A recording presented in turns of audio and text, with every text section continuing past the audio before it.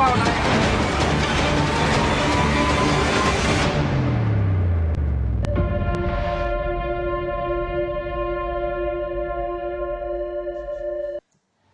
Pengadilan Negeri Surabaya menggelar sidang vonis kasus dugaan pencabulan dan pemerkosaan terhadap santriwati dengan terdakwa Muhammad Subekhi Azal Sani.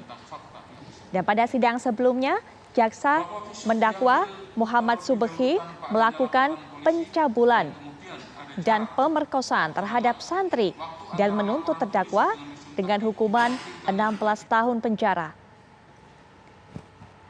Pada sidang tuntutan kali ini, sidangnya dipimpin oleh Sutrisno digelar secara terbuka. Ini berbeda dengan sidang-sidang sebelumnya yang digelar secara tertutup. Sementara itu di luar sidang, massa yang menamakan Persaudaraan Cinta Tanah Air menggelar doa bersama dan memberikan dukungan moral terhadap terdakwa Muhammad Subekhi. Majelis Hakim akhirnya menjatuhkan vonis hukuman 7 tahun penjara kepada Mas Peci. Padahal tuntutan-tuntutan yang disampaikan oleh jaksa penuntut umum cukup tinggi, yaitu 16 tahun penjara.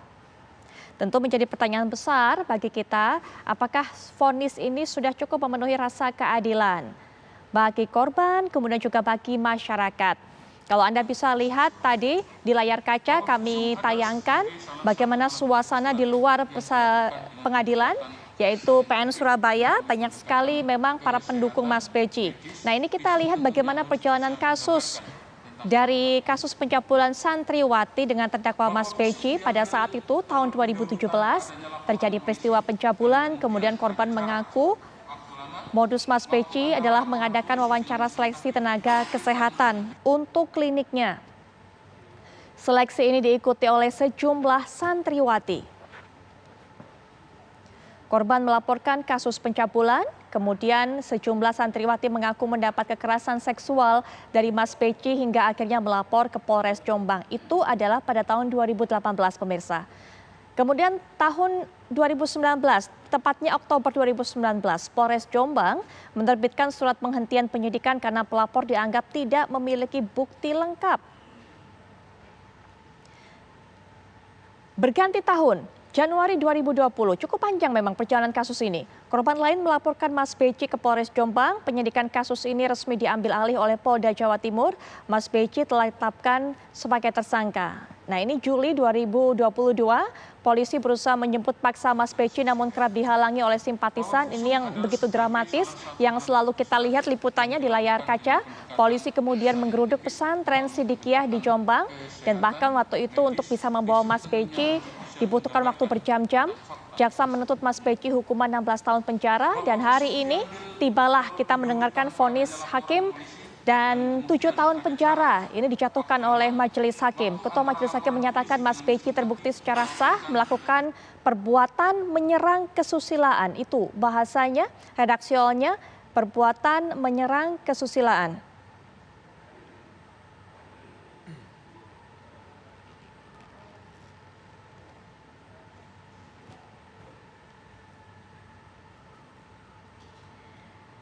Baik pemirsa, kami akan bawa Anda untuk bisa mendengarkan bagaimana tanggapan dari kuasa hukum korban, tapi juga kami perkenalkan Anda dengan narasumber yang sudah ada di studio bersama saya akan memberikan pandangannya dari sudut hukum pidana, apa yang menjadi pertimbangan hakim juga kemudian bisa memotong bahkan separuh lebih dari tuntutan jaksa penuntut umum. Mas Heri Firmansyah selaku ahli hukum pidana. Assalamualaikum warahmatullahi wabarakatuh. Selamat malam Mas Heri. Nanti kita akan dengarkan bagaimana tinjauan dari Mas Heri, tapi sebelumnya saya juga sudah bersama dengan Bu Ana Abdillah selaku kuasa hukum korban. Assalamualaikum warahmatullahi wabarakatuh. Selamat malam Bu Ana. Bu Ana.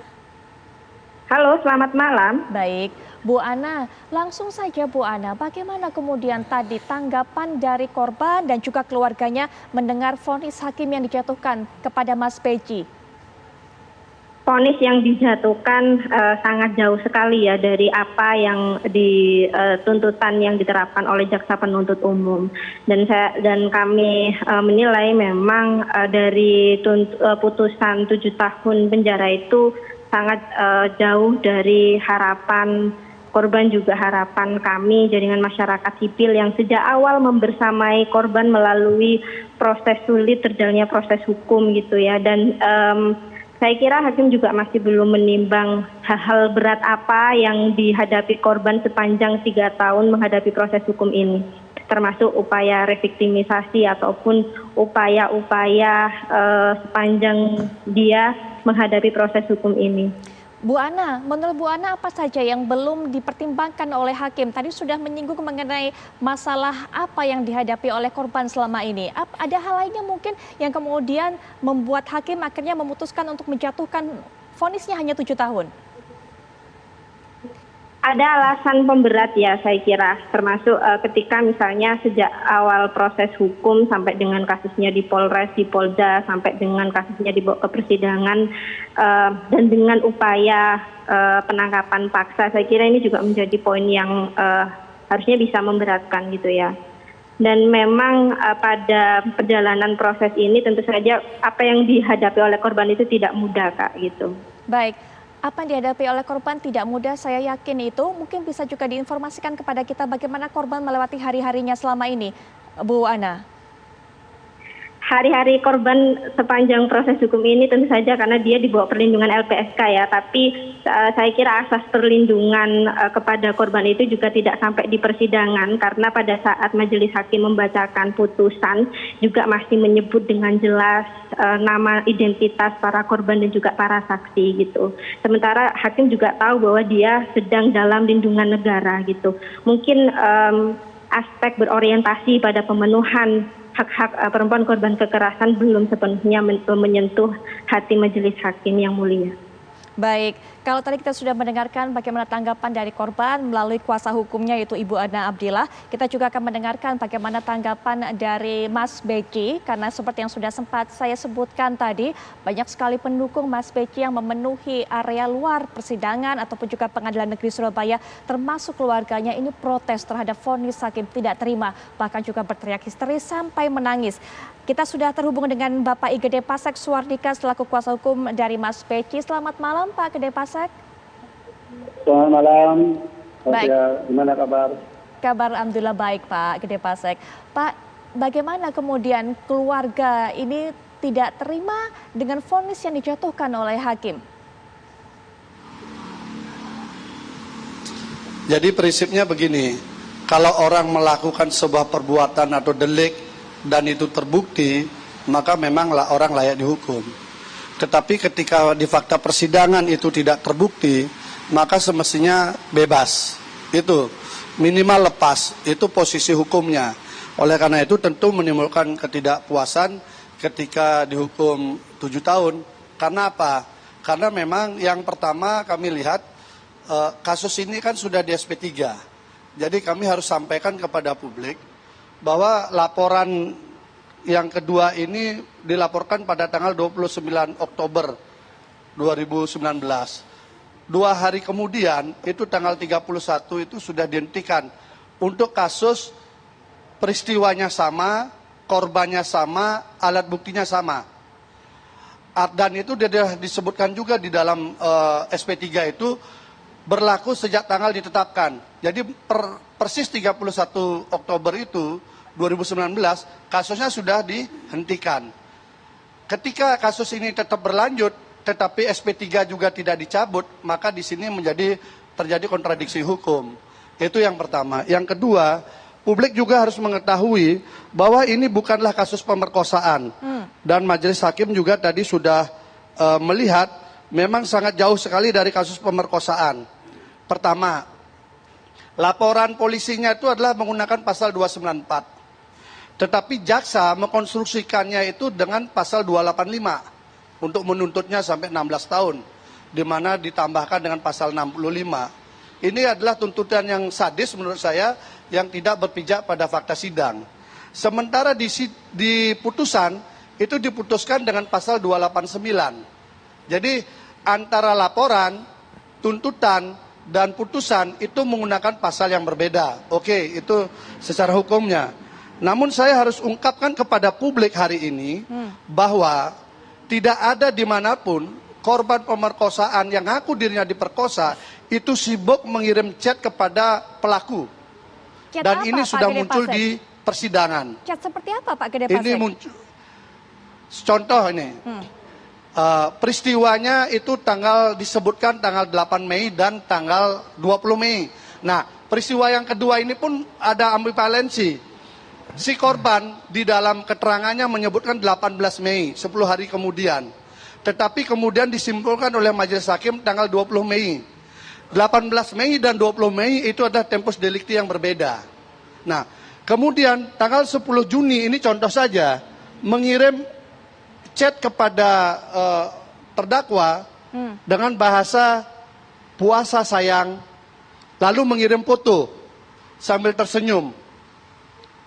Semalam aku ke Kudus. Ini contoh. Itu yang, ada lagi. itu korban kemudian yang menulis itu, yang mengirim WhatsApp puisi. itu. Mengirim puisi kepada terdakwa. Ini konstruksinya biar jelas. Baik, baik. Saya kira tidak ada dimanapun korban pemerkosaan itu mendekati pelaku. Ini secara ilmu kriminologi itu tidak ada. Korban pemerkosaan pasti dia akan menjauhi pelaku. Tapi ini yang terjadi adalah tidak. Bahkan mengirim puisi lagi. Rinduku tak tertulis dalam kata dan malam menjadi saat untuk kita bertemu. Semua chatting ini diakui di persidangan. Dan ini terkonfirmasi baik antara yang mengirim dan yang menerima. Dan masih banyak lagi chatting-chattingan yang terjadi di kurun waktu ketika ada jelajah desa. Baik. Kenapa chatting ini muncul? Chatting ini muncul ketika Mas Beki mempertanyakan adanya kronologis yang tersebar di media sosial dan beberapa komunitas. Baik Pak Gede Pasek. Nah, isi kronologis ini juga diungkapkan oleh majelis hakim, dipakai sebagai acuan, tetapi tidak dibacakan isinya. Saya ingin sampaikan di sini, isinya itu pertama mengakui pernah berhubungan dengan pacarnya sebelumnya. Baik. Itu tulis tangan, diakui oleh yang mengaku korban ini. Pak Gede Pasek. Yang kedua kemudian, Mungkin sampai ada di situ. kesimpulan terakhir dengan bahasa Jawa mengatakan siap untuk menjadi pendamping Mas Asal. Baik, Pak Gede Pasek. Pertanyaannya, Ya. di mana ada kasus pemerkosaan seperti itu? Baik, Pak Gede Pasek, mungkin saya akan sampai Dan di ini poin fakta itu sidang dulu. ya. Baik, kami akan sampai di poin itu dulu. Kita akan bahas per poin, per fakta tentunya. Bagaimana Bu Ana menanggapi mengenai hal ini? Apakah memang betul ada chat-chat semacam itu? Ada hubungan khusus memang terjalin di antara keduanya ini? Saya kembalikan sepenuhnya kepada jaksa ya, karena itu menjadi otoritas penuh dari jaksa untuk proses pembuktiannya. Yang jelas kami mendukung penuh langkah jaksa untuk mengajukan upaya hukum banding.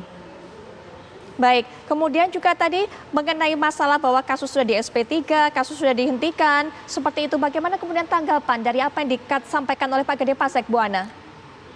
Saya kira saya juga tidak perlu menanggapi lebih jauh, Kak. Jadi ini masih sangat mungkin untuk diajukan upaya hukum. Jadi kita tunggu langkah konkret yang akan diambil oleh jaksa terkait upaya hukum bandingnya. Gitu. Baik Bu Ana, kemudian Pak Gede Pasek, kita akan jeda sejenak. Nanti kita juga minta tanggapan dari Mas Heri, tapi tentunya setelah jeda berikut ini kami segera kembali sesaat lagi.